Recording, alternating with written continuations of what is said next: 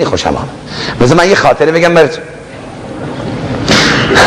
که از این همشهریامون رو دیدم، گفتم که حالا اونا که با من روحانی کاروان نیستم، ولی تا حالا 2 سفر رفتم، 2 سفرم به عنوان هدیه منو بردن، به معنی که خب حالا چون آزاد میرفتن روحانیشون باشه، منم خون به لبشون میکردم. یعنی همشون که با من آمدن گفتن وای وای شما نیومده بودی پدر ما رو در آورد. یعنی هر کی با من بیاد نمیتواند راحت باشد اونجا آقا پارک نیست. ما زن داشتیم آقا با مانتو اومده بود مدینه به این منبر رسول الله آرایش کرده. آقا من این خاطرات سفرم رو نوشتم، میخوام چاپش بکنم تا بدون بگم ایرانی ها تو ایام حج چه آبرویی از امام صادق میبرن، چه آبرویی از شیعه میبرن بعضیاشون،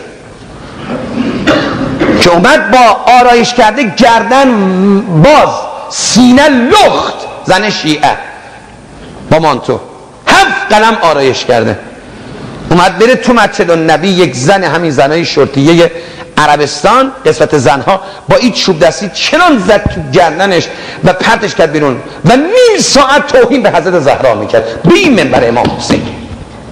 میگفت تو نوکر زهرایی، تو شیعه زهرایی. و زنه نمیفهمید. من چنان بدنم لرزید 2 روز بیمارستان بستری شده. فقط رفتم بالا سر این خانمی که افتاد رو زمین، گفتم به حق زهرای مرضیه خیر از زندگیت نبینی که آبروی زهرا رو بردی، آبروی علی رو بردی، حیثیت ایران رو بردی، بی حیا. که مکه شما میخوان به لجن بکشونید با این کلاس بالا بودن و روشن فکریات. اینجا خانه زهراست. زنهای ایرانی رو دیدم کنار پل ایرانی ها معروف هستن مکه، حاجی ها میدونن کجا رو میگن، انگشتر تو دستشون کردن. آقا اومده بره مکه، اونجا انگشتر فروشی رو انداخت، پسته میاره بفروشه، زعفرون میاره بفروشه، برای که بتونه 4 تا تیکه آشغال بگیره برگرده. مکه میره اونجا آبرو میفروشه و عربای شهوت پرست میان با دست زن ایرانی به بهانه اینکه انگشتر بخرن بازی میکنن. نیم ساعت 1 ساعت با زن ایرانی حرفاشونو میزنن، بعدم ول میکنن میرن. اونجا آدم دلش میخواد بمیرد و نبیند این کثافت ها را، نبیند این آبروریزهای علی را، نبیند این بی آبروها را. این مکه است، این حج است، این مکه مردم است که سر اذان که می شود برن تو بازار سنی ها بنشینن، سنی عمری بره نماز بخواند، شیعه علوی تو بازار بنشیند برای اینکه پارچه فروشه بره نمازشو بخونه بیاد 2 تیکه پارچه بگیره. بعدم هی را برند و سنی ها بگن کفار را ببینید، مشرکین را ببینید، بی نمازا را ببینید، شیعه ها را ببینید، مریدای علی را ببینید، توهین بکنن به علی، توهین بکنن به زهرا.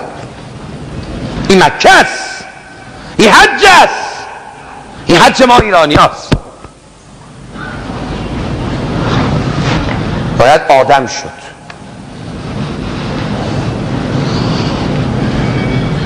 رفتم دیدن یه حاجی، گفتم چطوری؟ زار گریه کرد. گفت من حاجی نگو. گفتم چرا؟ حالا این خوبمونه، خوبمون اینه.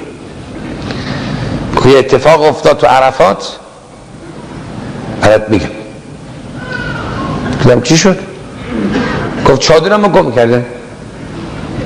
هرچه دنبال چادر گشتم پیدا نکرد،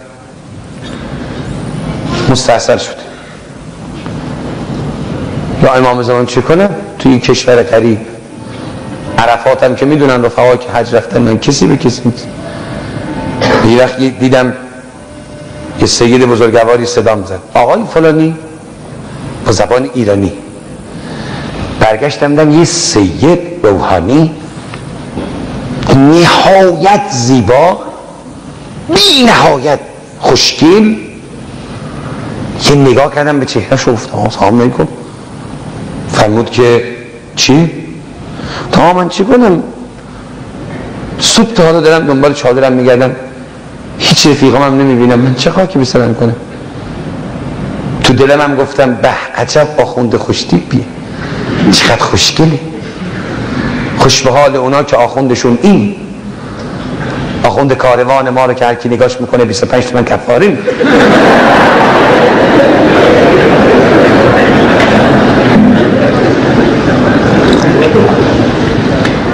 ها اینو میگن آخوند کار. این کی؟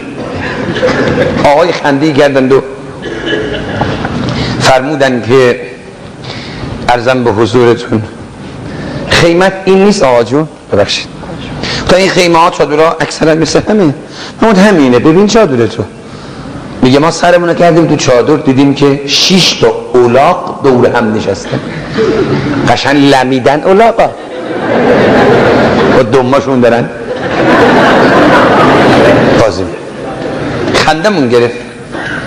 گفتم آسگید اینجا طویله است، شرمنده، چادر ما که نیست. فرمود نه بابا این چادر خودتونه، یه بار دیگه نگاه کن. نگاه کردم دیدم 6 تا رفیقامه. گفتم از بس هوا داغه، منم ولو هستم تو این بیابونا، کلم داغ شده، آدم الاغ میبینیم. برگشتم میگم درسته کسی رو ندیدم.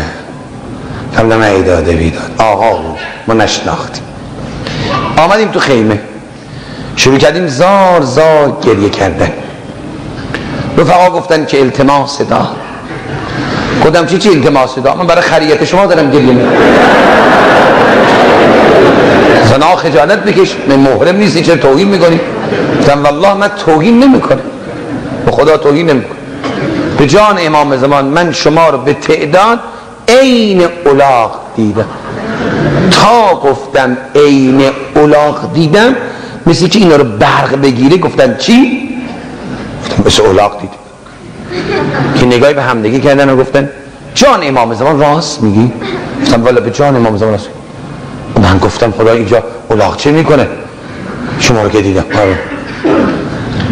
گفتم چیه تعجب کردی؟ گفت اتفاقا ما هم نشسته بودیم یه وقت دیدیم یه کله الاغ اومد تو چادر رو رفت. عجب. اما بحثمون سر این بود که الاغ اینجا چه میکنن. گفتم خب پس شما ما رو الاغ دیدید، ما هم شما رو الاغ دیدید.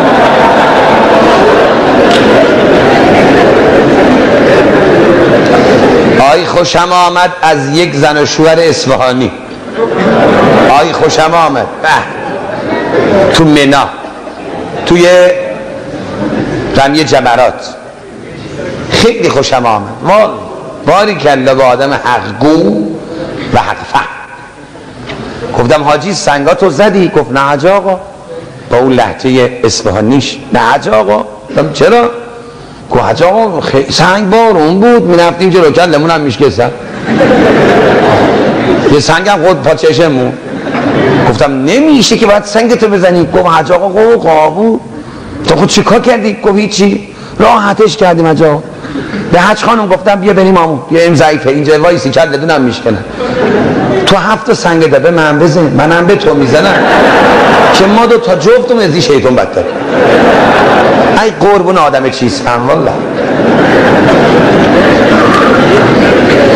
در یک کتاب عرفانی خوندم که یه آقایی رفت رمی جمرات سنگ به خون شیطون بزنه.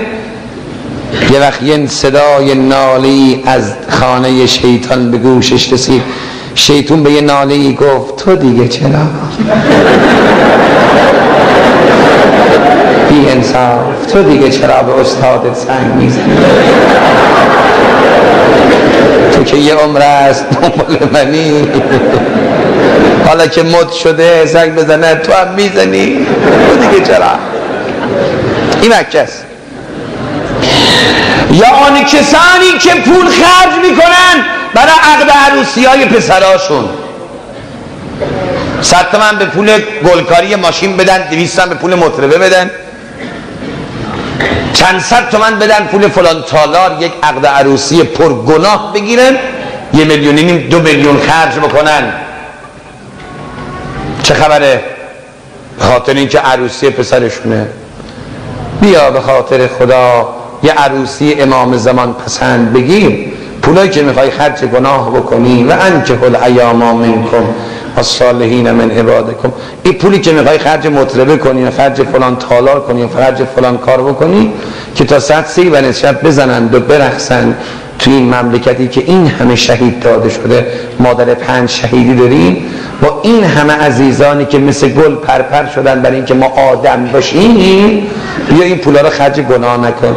این پولو بده به یک جوان بدبختی که 3 سال پشت عقد مونده، پول ندارد ازدواج کنه، یا دختری که ندارد جهازی تکمیل کنه. به حدیث بخوانم براتون راحت بشین. قصه میخوام از روایت بخونم. امشب شب مبعث رسول الله است. من برای خوشنودی قلب علی حرف رو میزنم. دقت کن. بلکه الایاما یعنی چی؟ اینقدر این حرفا رو میزنم که جوونی که پا منبر نشسته بگه ها قرآنم به فکر ما بوده، کسی به کسی نیست. خوشم اومد پشت یه مینیبوسی نوشته بود 2 تا میشه 16 تا، کی به کیه؟ کی به کیه؟ نگو قرآن یعنی چه، بگو کی به کیه؟ 2 تا میشه 170. کی به کیه؟ وقتی کی به کیه کسی به درد کسی نمیرسه، وقتی این همه پول خرج این و اون میشه، شما برید فیش حقوقی مدیر کلا رو خیلی هاشون رو ببینید، فیش حقوقی نماینده های مدرسه ببینید، فیش حقوقی چه میدونم رئیس و اسامون رو ببینید، مختون سوت میکشه. چه خبره میگه اینا چه میکنن؟ به چه خبره که 3 میلیون باید در ماه بگیرن؟ به چه خبره که برج 1,5 میلیون باید حقوقشون باشه؟ یه کارگری که تو سرما باید بلرزه، تو گرما باید عرق بریزه، دستاش مثل سنگ پا میمونه، بس زحمت کشته این برج 30 تومن 35 تومن بگیره. اما اون آقای مدیر کل تو دفترش تو زمستونش نمیدونم بهترین وسایل گرم کننده، تابستونش بهترین کولر باشه، چیز بلند بزرگترین و سنگین ترین چیزی هم که بلند میکنه یه خودکار بیکه، سنگین ترینش، نه سرما میخوره نه گرما میخوره نه خاک تو حلقش میره. این چرا باید 2 میلیون بگیرد؟ این چرا باید 1 میلیون حقوقش باشد؟ این چرا باید این پولای این بیت المال برای چی باید تو حلقوم اینا بره؟ بله، پس 2 تا میشه 16 تا، کی به کیه؟ پس حرف منو بپذیرید. خب بماند. فقط یه دعا میکنم به حق این شب عزیز، مسئولین این مملکتی که دارن ظلم به این فقرا و مستضعفین میکنن، به سربریده ارباب امام حسین، به سربریده کربلا سرنگون و رسواشون کن.